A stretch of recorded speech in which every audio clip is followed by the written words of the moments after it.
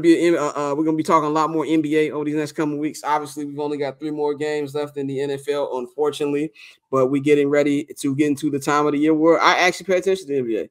I pay attention to the NBA really after All-Star break. Like, I know what's going on. For those of you who say, well, you can't talk about the NBA. You said yourself. You don't watch. I watch it. Much like I'm paying attention. Now, I don't have kids, but Bang, let me know if this comparison is spot on.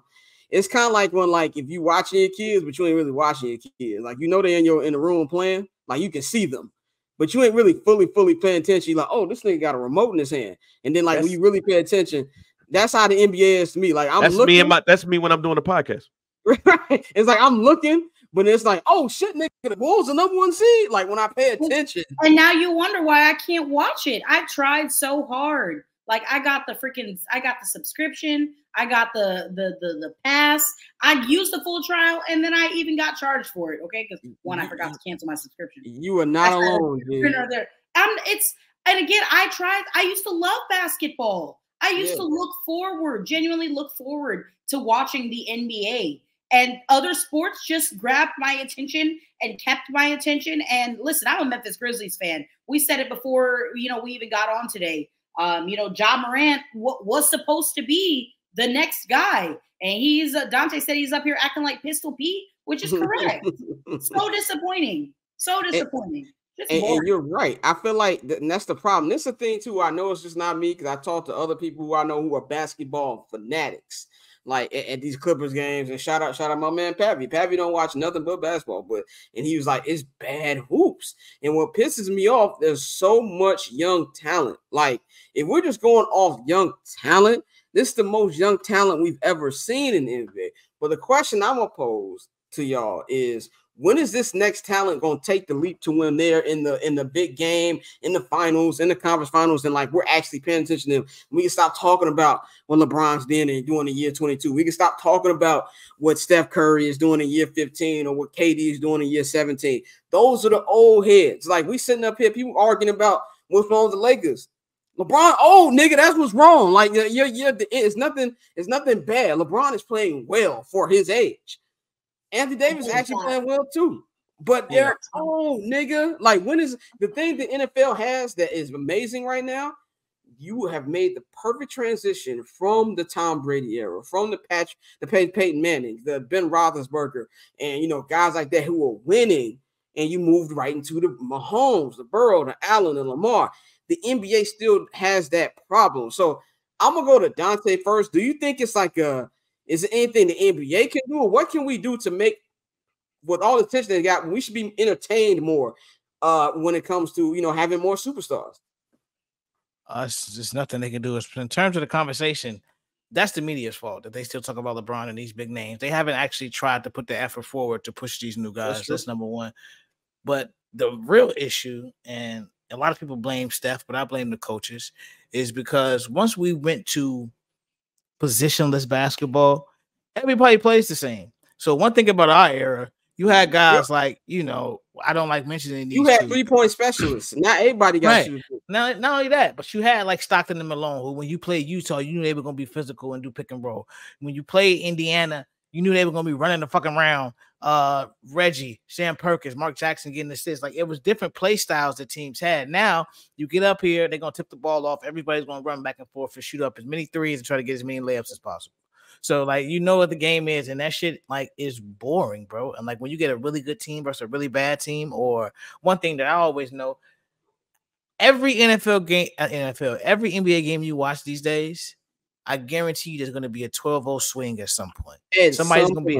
Somebody's gonna be up by 10 to 12 points. Next thing you know, their ass is losing by 6. Like, it goes without fail every game, because you're strictly just, to the analytic people's point, that's the whole point of taking these shots in this amount of volume, because 3 is more than 2. So you're gonna sit here, you get cold, I get hot, then we're gonna flip it this quarter. And it's just, that shit is not as entertaining as when you will watch two different styles actually clash against each other and say, okay, who's gonna win? Like, I remember back when we were shorties, like, one of the things about the East versus the West, when it came to the All-Stars, it was two completely different styles of ball. Two styles of different ball. And so when they came to hoop, it was like, oh shit, they finna try to slow it down, they finna try to run.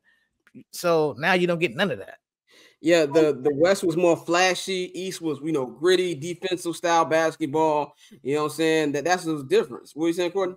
What I was just saying is, and again, as someone who like really didn't watch a whole lot of basketball before I started, before I started, doing the show with you guys, because I knew I was like, once football season ends, I'm gonna have to figure out what the hell's going on with basketball.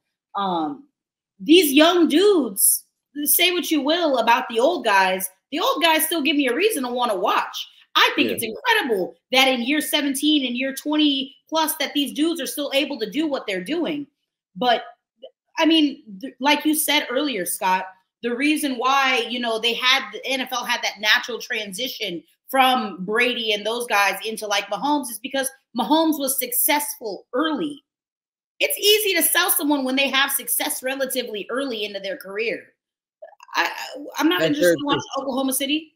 That's very true. And Oklahoma City has a fun team. But the fact that last week when I did the Clipper game, that's the first time I saw them niggas hoop front to back. And I was like, oh, it's a good team. But then they got Kawhi had this nigga Shea on the island. Chet had his worst performance of the year. So I do feel like it's something you said, Dante, and I'm going to go to Bang and then we'll wrap this up. It's the media too. The media aren't trying to talk about other stories. We keep talking about what's wrong with the Lakers. When the Warriors gonna break up? Does Kevin Durant got anything left in him? Let's put more shine on the guys. You know what I'm saying?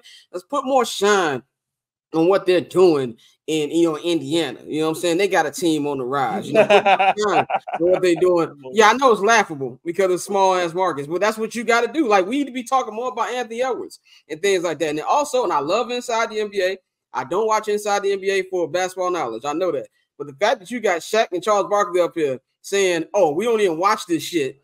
Or if there's a game that Ernie's promoting, and Charles, I don't watch America.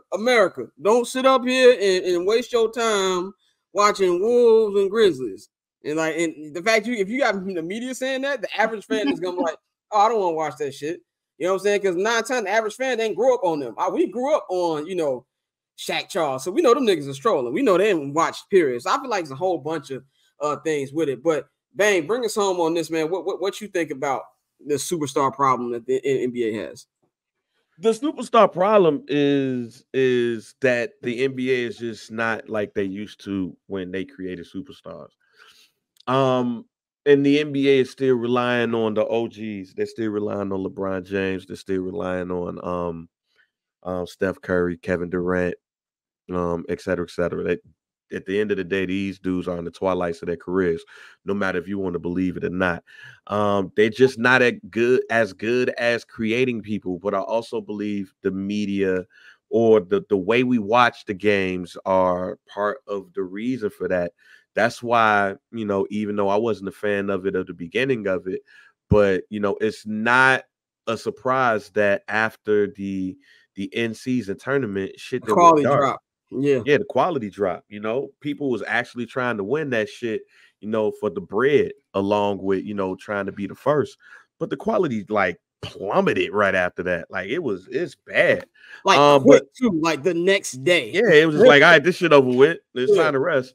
So I think I hate to be this guy because I hate to hear it when people say it, but I blame the AAU culture. The culture of it, because the reason the names that the teams, let's forget the names, because I laughed when you said the Indiana Pacers, but who was the Bulls' chief rival at some point? It was the Pacers. It was Reggie Miller. It was Chuck Person, Rick Smiths, Detlef Schrempf, Derek McKee at one point, Anthony and Dale Davis. You see all those names that I named from a small market team. Yeah, the Davis boys. Yeah. Yeah, and it's also how you watch the game. And I think the NFL better be careful about this too. Because the one thing that you used to be able to see on the NBA is free. And I know people be like, oh man, you can't watch them on you got to watch the game on Peacock. Well, look, ladies and gentlemen, I remember a time where the game was on the Bulls game. You could see them on Channel 9, WGN Channel 9. And you could just turn your TV, whether it was remote or on the dial, to Channel 9 and watch the TV. Problem in general. And that's the sports problem.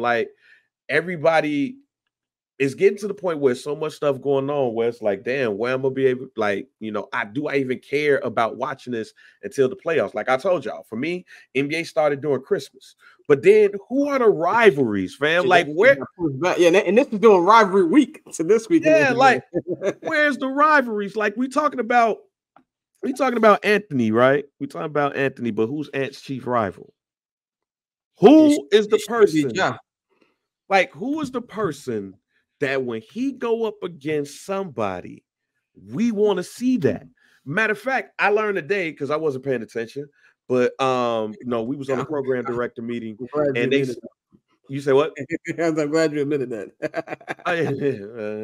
But we was on a program director meeting today, and young lady was on the meeting. Was like, yo, I'm going to my first 76ers game today. And somebody was like, oh yeah, they playing San Antonio today. It's Embiid versus Victor Wembanyama. Why the fuck is that shit? We didn't know that. Right. One, I was like, wait a minute. Who? When? Like, I didn't believe it. I'm like, nah, somebody lying, fam, because ain't nobody gonna not talk about this game when it comes to the best player in the league right now versus, you know what I'm saying, the upstart nigga who's living up to everything. Like, yeah. So, like, if this was just a couple of years ago, you will see so many vignettes. It would be NBA Today and be talking about this. This is a Twin Towers game too. Old school NBA leads you to the two big men going toe to toe, and ain't nobody talking about it. I ain't even seen it nowhere. ESPN didn't even flash though. I can't wait for this matchup. So they're not even doing a good job at that part. But there's no rivalries. There's no teams that hate each other. There's no one-on-one games that we talk about. Bring back the violence. Which is why I liked what we saw from the Pacers and the Bucks this year. Like I like that kind of shit. Yeah, you know like we need more of that. And I know we sound like old heads. I'm pretty sure people gonna watch this video. Scott. Who's like these old niggas? No, Scott. What we not gonna do is take that, because here's the thing: the old NBA is the reason why the NBA exists. Yeah, I be joking when I be throwing random ass shit in the damn chat and then be like, content is king. But that's how the NBA became the NBA. The shit was on goddamn tape delay. Content is king, goddamn Larry Bird versus Magic Johnson. Content is king is Larry Bird versus Isaiah Thomas. Magic Johnson versus Isaiah Thomas. Content is king, Michael Jordan versus the Lakers. I could continue going and going. Even the way, like you said, the way that the media was covered. We knew when Bob Costas did a game, he was gonna talk about that shit like the fate of the world was on the line. Bob Costas is the reason I knew big words at a certain age. This nigga was what my man Slim Charles say? The thing about the old days. It's the old days. And that's and the crazy thing about what you just said, Courtney, is this. The thing about the old days is the old days. But guess what, though? The old days is still more popular than the goddamn new days. You can see all this 90s cosplay just in culture in general. So you're 100% right. It's just that the shit's still more popular. Anthony Edwards versus Ja Morant, but Ja Morant is hurt. So somebody was supposed to replace him in that. Like, and there's not that. And the NBA, like, fam, even with the theme songs, fam, forget the NBA on NBC. I used to sing the TBS theme song with the commercials. TBS, like, I'm basically also blaming Ahmad Rashad. I'm also blaming marketing for this, because there's no Ahmad Rashad. Rest in peace. There's no Stuart Scott. They broke up the goddamn best announcing team in the NBA with Mark Jackson, Mike Breen, and Jeff Van Gundy. For no reason. Right. The only thing we have is inside stuff. Like Kevin, like who's the fucking Marv Albert of this shit? Like Kevin Harlan. But Marv Albert made shit so smooth, that motherfucker be like, over the foul limit. Like over the foul limit. We don't have none of that no more. So if I'm Adam Silver, I'm getting all of my marketing people in the boardroom and all of my TV in the boardroom, all of my TV people in the boardroom is like, yo, how can we not only market the players, but the matchups and the teams? Because the one thing about the old days is that we actually did care about the Minnesota Timberwolves. We actually cared about the Indiana Pacers. We cared about the small market teams because those teams was still going to the playoffs and doing their thing. And right now, we like who's interested in the NBA fan right now? Like who? Not that dude named Chet. I tell you that. And I say this last. He's thing, nice though. He's nice. What's the last thing I'll say too? You say who's gonna be challenging Anthony Edwards? It should be Shea. But that nigga he just hoop, but he don't care about like competing. Like that shit he put an all-star game. Don't even get me started on that shit, man. Like but bro, he's a fashionista, and it speaks to one of these points that also a lot of these young niggas, they consume media different. So like when you got the TV deals and you got streaming, you got one of the reasons they go so hard for these deals to get the bill. That's how the salary cap goes up and all that other shit. But they know that these kids, like for example, my little brother, bro, be on his phone watching clips, streaming shit. Like that's what all of the younger generation is doing. So it's like they have to figure out a way to reach them, because at this point, like you said, we always gonna sound like the old niggas that just complaining. We don't sound like the old niggas in the club, but like no, they have to reach those guys and then figure out who is that next generation and stop drowning everybody with LeBron content, Steph content, Steph, KD. Like, why are we talking about KD GOAT conversation, bro? We let that shit die years ago. Shut up. Like, what are you talking about? Like, no. As Vane said, he's Brutus the Barber Beefcake. We're not talking about KD. Then paper on these player haters, old news, money on the other line, so I'm not gonna hold you. Money on the other line.